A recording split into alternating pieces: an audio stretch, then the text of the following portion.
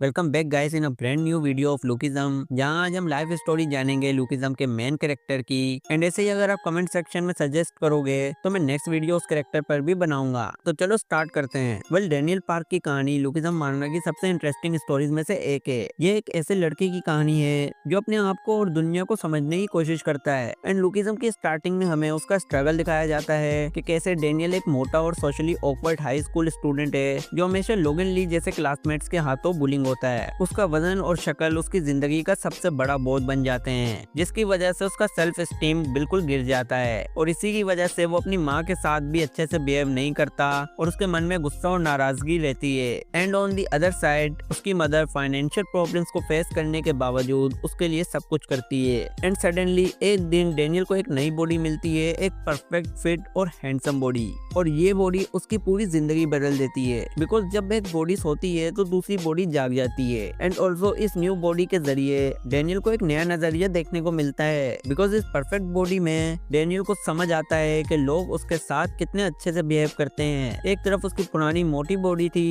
जिसमें वो लोगों की नफरत और तंज का शिकार होता था, जबकि इस न्यू बॉडी में उसे इज्जत, प्यार और पॉपुलैरिटी मिलती है। इस डुअलिटी में डेनियल को सोसाइटी की लुक्स पर जज करने का नजरिया देखने का मौका मिलता है। और डेनियल अपनी इस नई बॉडी में जे, वास्को, जेस, जैकली, मीरा किम और क्रिस्टल चोई जैसे नए दोस्त बनाता है। और ये दोस्ती उसकी जिंदगी बदलने में मदद करती है। एंड वो अपनी असली वैल्यू समझने लगता है और उसका कॉन्फिडेंस बढ़ता है। अब उसे लगता है कि असली स्ट्रेंथ इंसान के कैरेक्टर में होती है, ना कि उसकी शक्ल में। इसकी वही मिसाल है कि इंसान की सूरत नहीं उसकी सीरत देखनी चाहिए। एंड देन जैसे जैसे स्टोरी एक्सपेंड होती है, डेनियल अपनी दूसरी बॉडी के राज और अपने खुद के पास्ट के बारे में ज्यादा जानकारी पाता है। प्लस डेनियल ये भी जानने की कोशिश करता है कि उसके फादर कौन थे और क्या काम करते थे, जो एक बहुत बड़ी कॉन्स्पिरेसी का हिस्सा है। ये रिवलेशन उसकी जिंदगी और आइडेंटिटी को और कॉम्प्लेक्स बना देती है। एंड अपनी परफेक्ट बॉडी से इंस्पायर होकर डेनियल अपनी ओरिजिनल बॉडी को सुधारने के लिए ट्रेनिंग करता है, वो भी गन जैसे मॉन्स्टर के साथ। और कड़ी मेहनत से ट्रेनिंग करने के बाद वो उन लोगों की मदद करता है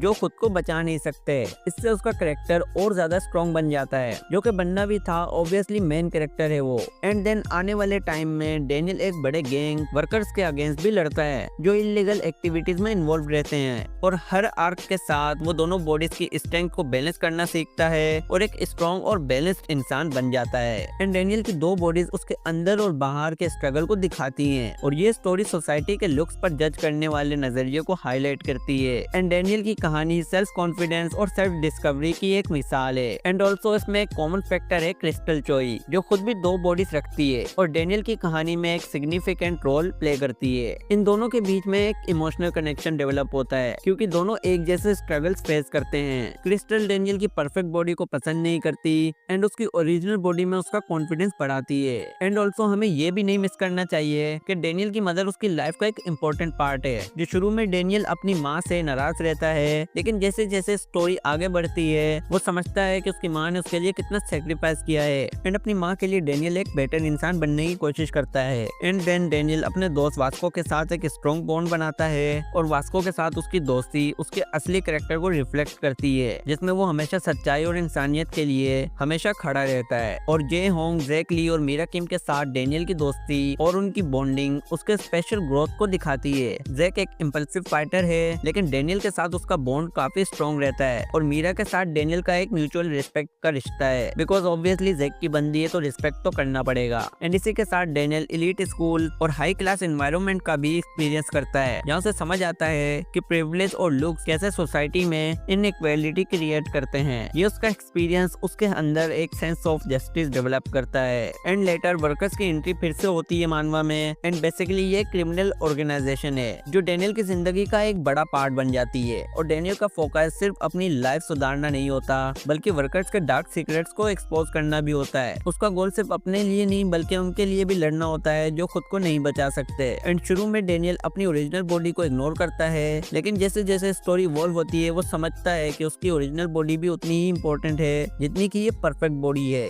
एंड देन वो अपनी ओरिजिनल बॉडी को स्ट्रॉन्ग और कैपेबल बनाने के लिए हार्ड वर्क करता है। डेनियल के सेकंड बॉडी का कनेक्शन जेम्स ली और चार्ल्स चोई के साथ है। एंड ये एक बड़ी मिस्ट्री है जो कहानी को और भी ज्यादा इंटरेस्टिंग बनाती है। और डेनियल अपनी आइडेंटिटी और सेकंड बॉडी के ओरिजिन को समझने की कोशिश करता है, जो उसकी कहानी का एक सेंट्रल पॉइंट है। एंड ऑल्सो डेनियल बुलिंग के खिलाफ एक स्ट्रॉन्ग स्टैंड लेता है, जो कहानी के कोर मैसेज को रिप्रेजेंट करती है। वो हर उस इंसान के साथ खड़ा होता है जो सोसाइटी के इनजस्टिस का शिकार होता है। और डेनियल की कहानी का सबसे इम्पोर्टेंट लेसन सेल्फ एक्सेप्टेंस है। वेल एंड में डेनियल समझता है कि असली खुशी लुक्स या पॉपुलैरिटी में नहीं है, बल्कि अपने आप को एक्सेप्ट करने में है। एंड आई नो अभी लुकिज्म एंड नहीं हुआ और ये मैंने डेनियल की कंप्लीट लाइफ स्टोरी आपको नरेट करके बता दी है और कोशिश की है कि आपको कुछ लेसन मिले इससे। एंड ऑल्सो काफी मेहनत लगी है इस वीडियो को बनाने में। और अगर आपको वीडियो पसंद आई है तो लाइक करो और साथ में कमेंट सेक्शन में बताओ कि नेक्स्ट वीडियो में आप किस कैरेक्टर की कंप्लीट लाइफ स्टोरी जानना चाहते हो। और इसी के साथ आज के लिए इतना ही। चैनल को सब्सक्राइब करना मत भूलना। मिलते हैं नेक्स्ट वीडियो में। Till then good bye. टूटे थे कहने दो बातें हमारी वो सारी जो कहनी थी तुमसे सभी, बहने दो आंसू ये यादों में तेरी, क्यों ना सुनी किसी ने भी हमारी दास्तां।